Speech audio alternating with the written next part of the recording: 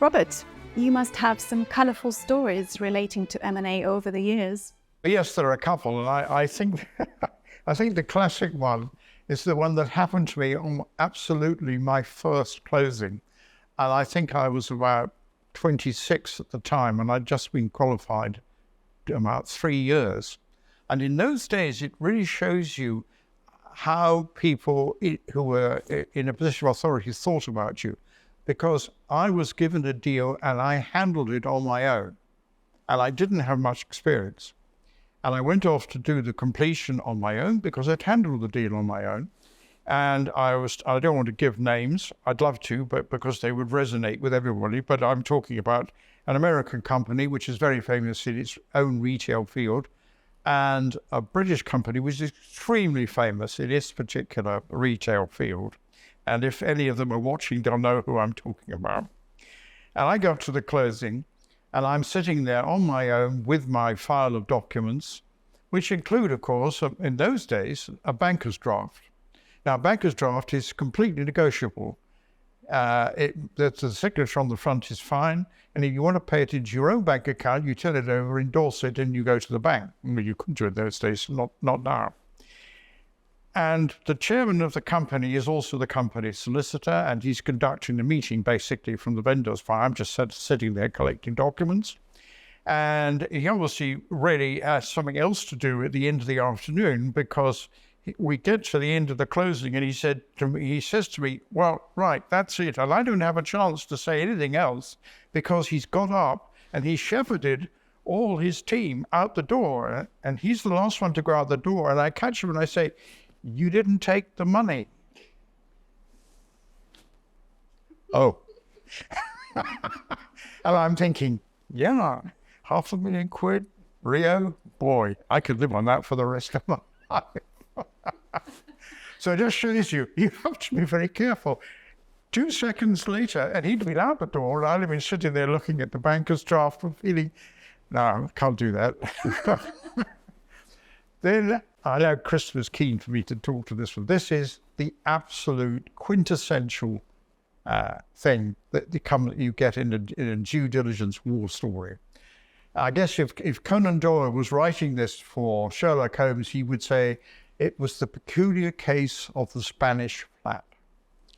And we're sitting in a closing meeting just off Queen Square in Bristol many years ago. And I brought with me one of the people in our due diligence section who is extremely diligent, and she is still asking questions because she wants more information. And there are a lot of people, as you would expect, and all shareholders are there, and there are lawyers from the other side, and she's firing questions.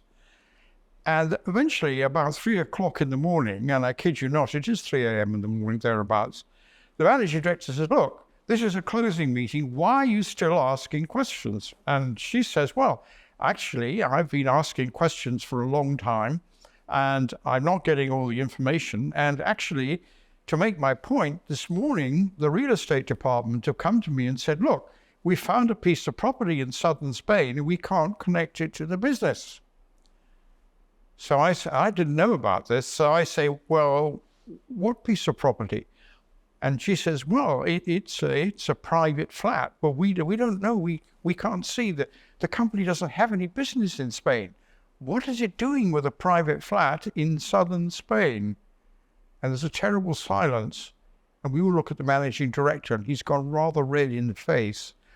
And the chairman, who sort of twigs that there is something happening which may not be altogether in accord with the transaction, gets up and shepherds the whole team out of the door. And they return 15 minutes, and the managing director is not with them. So we, to avoid embarrassment and to avoid the closing, I have had a conversation with my client and said, I think we all know what the private flat in southern Spain was. We saw the look on the director's face, and if he hadn't opened his stupid mouth, probably this would have gone under the bridge. So my client says, look, we need to close this transaction. We're not going to have an argument. This flat is not worth that much in relation to the company's assets. We're not going to renegotiate anything. Clearly, we don't need it. We'll take it. And that was the end of the closing. And that is a classic case of what the sort of stuff you dig out when you do proper due diligence. I think my favorite war story is, in a sense, it's not so much a war story about transactions or something like that. It's about something that happened to me very early on in my career. I was about 26. And it just shows you how things were done in those days and the responsibility that was put on you. For some unescapable reason, I was working to the senior partner of the very distinguished law firm which had employed me in my first job. And this guy was known as the cleverest lawyer in London. And my fellow assistants used to say to me, Robert, you really are in great danger working for Sir Charles because there's nothing he doesn't know. Actually, he was a very nice man, as you often find with people who are really clever. They don't come down on you with sarcasm or anything else. If it's wrong, they're very polite. They understand that you are a young lawyer and you don't know what's in. I really enjoyed working for him. Of course, in those days, it was all surnames. So I get a call and I trot up to his office and I go into the door and I sit down and he turns around his chair and he looks at me, he says, a right, Windmill. And then he gives the name of, I'm not going to give names, he gives the name of a major client, which is a joint venture between two very large, very important worldwide companies. And he says, basically, they are breaking up the joint venture. And he then names two law firms, which I can name. Howard Chance, as they remember now, Clifford Chance and Lovell White and King, are acting for the respective joint venturers. And he said, as we act for the joint venture company, we are being appointed to referee the ensuing fight. And then he does an extraordinary thing. He picks up on the table something that looks like a family Bible, the black family Bible, some of you may have seen them. And he gives it to me. And he says, well, that's actually the agreement, the master agreement for the breaking up of the joint venture. If you have any problems, do come and see me. Really? You're not participating?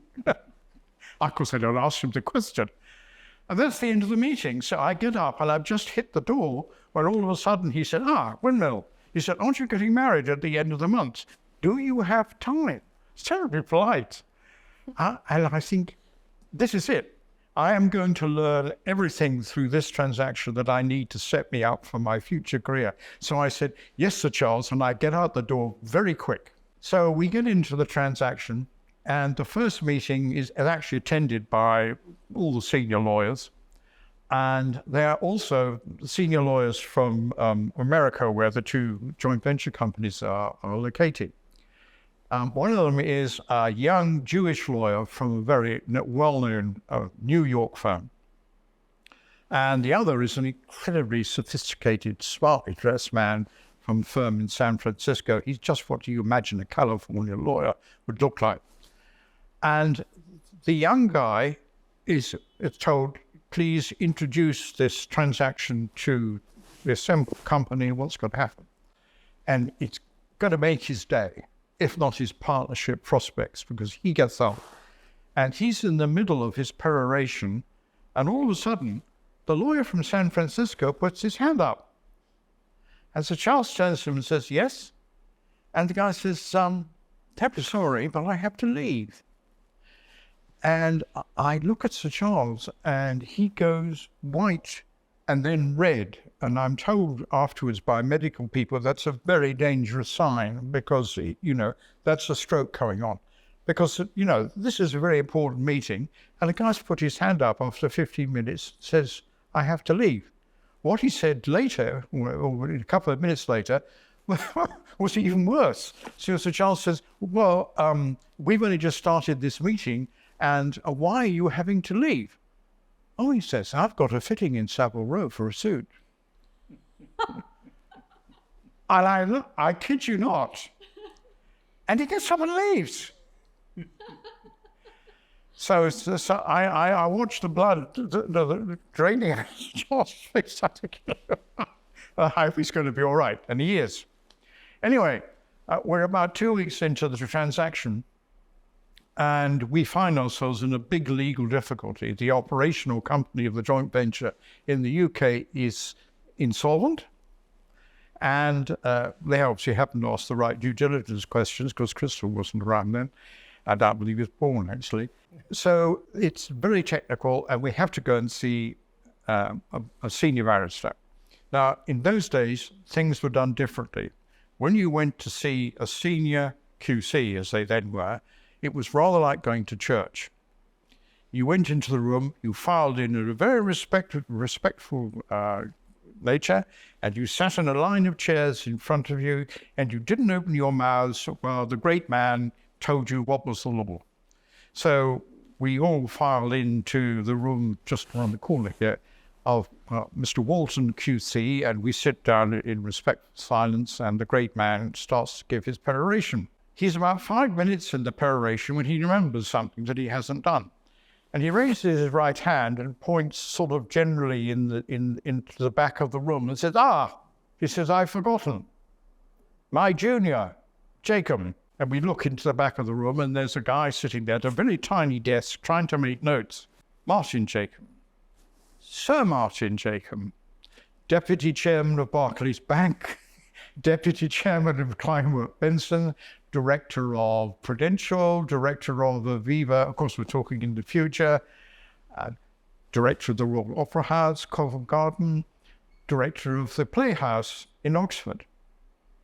Sir Martin Jacob, one of the most illustrious figures in the City of London, but 5 decades ago in a room, my junior, Jacob. And that has lived with me for because I followed, of course, his career, having met him and worked with him on the transaction. But it just shows you where people can get to if they really try. And I don't know what Sir Martin's antecedents are, but he's clearly a very clever man, and he gives a lot of advice in the city, and his advice is, well, and that particular incident has followed me all down the years, and I hope that if Sir Martin is watching this film, or there are friends of his, he will not take offence of my pointing out to the fact that 50 years ago he was just a junior in Walton's chambers, and he wasn't Sir Martin Jacob, the doyen of the City of London. There was one other story that you're referring to recently, the merchant bank stock transfer. Oh, yes. Well, yes. You see, this is what you do when you're a gash junior lawyer and you really don't understand how things are done. I was in a meeting, I think I must have moved firms then, but I can't have been more than 5 years after qualification. And I'm sitting in a meeting in a merchant bank with a big closing. I mean, the time cost of that meeting must have been astronomical because there were partners from at least 3 law firms involved and various other young junior lawyers, and we're all sitting around an enormous oval table. And the senior man from the merchant bank is running through the list of documents, and he eventually gets to a document which is a loan stock instrument, which is a formal document formalizing a loan between a loan company and the company. So I hear the document, and then I'm waiting for the next document, which doesn't appear because he goes straight on through the list. And I'm thinking, loan stock instrument, trustees, consent of the trustees to do the transaction, where is it? And without thinking, I say to the man across the table, who is of course 30 years my senior, and very senior in relation to my position as a gash junior assistant. Where is the consent from the trustees? Of nonsense. We don't need it. And I look at the partner I'm with, and he gives me a dirty look. And as if I shouldn't have spoken. And of course I shouldn't. So I should have mentioned it to him. But being a junior guy, I just opened my mouth and said. But he then goes on through the list, but I noticed he sent his assistant out of the door, and he returns with what we used to call those days the Excel card, which shows the all the various transactions and documentation of the company. And eventually he gives me a venomous look and says, yes, well, it appears we should have a consent from the trustees. Sorry, ladies and gentlemen, the meeting is closed. End of story. 30 people charging goodness knows what hourly rates will get up and disappear from the meeting, which is completely aborted. And when I get out of the room, the partner who I was says, "Robert, don't do that again." I said, "But how could we do the transaction? It would have been illegal." He said, "Robert, you don't understand how the city works. If you had said to me what was wrong, I would have mentioned it quietly across the table. They would have gone away and checked it. And after the meeting and after all the documents had been signed, they would produce a receipt from the trustees. They would backdate it. But you can't backdate documents." "Oh, shut up, Robert. Of course they backdate documents in the city. They would have backdated it and no one would have been any surprise." And as it is, he said, "You just aborted a huge transaction." I only did that once again in a much smaller room when the lawyer opposite was talking about his company. We had to sign a floating charge, which is a kind of mortgage, and I'm sure anyone watching this knows what a floating charge is. And you cannot sign a floating charge unless the is insolvent. So the lawyer across the table was a bit far too much talkative for his own good. And while we have this document on the table and we're talking to him about getting the company to sign it, he says, for some obscure reason, which I can't remember, "Of course, the company is in a negative equity situation." And I'm thinking, really? Sexual liberties of the Companies Act? Companies can't execute a valid floating charge. So I say to him in my usual great technical way, "You mean it's bust?" "Yes, it's bust. End of story." End of... I never did it again. And Christopher, I believe you have a story that illustrates how information superiority provides negotiating advantage. Yes, there was in the 90s, there was a purchase that I was involved with of a book of loans from a large American bank that was moving some mortgage loans off its book. And I was acting for a building society, English building society. The stance of the large American bank was from very early on was that, look, we're the dominant partner here. You're a small regional organization. So when we started to raise our usual inquiries about these loans, whether or not these loans had the requisite insurance in case they underperformed. Throughout this transaction, the bank took the approach of, look, you don't need to question us. We are a large organization with an excellent name. And frankly, they treated us as if we were being rather impolite to ask these questions. However, throughout the period, we continued to dig. So we started looking at the insurances and whether or not when they took out these insurances, this large bank had complied with the rules that they had to follow, the conditions of those insurances. And we found that they hadn't. And so we worked through our analysis and we realized that if we took over these insurances, which is part of the deal, that we would find that we wouldn't be able to claim for a large percentage of the cases if the insurer chose to challenge us. And so we reached the day of signing and we presented this analysis to the large American bank. And they were absolutely knocked off their feet because they'd presented themselves throughout in a rather haughty way as being cast iron in their processes. And here they were being challenged, but they didn't have the resources or the time, most importantly, to do their own analysis. So they were forced to make a decision of whether they were going to complete the transaction or not, because our analysis showed that they were going to need to drop the price by 10%, which was hundreds of thousands of pounds. And they did. So that was an example where the superior information of the target's own affairs it gave us negotiating advantage. And we've quite often found this, that the vendor will say to us, oh, you know more about our target's legal affairs than we do. So this is what a purchaser's due diligence should produce.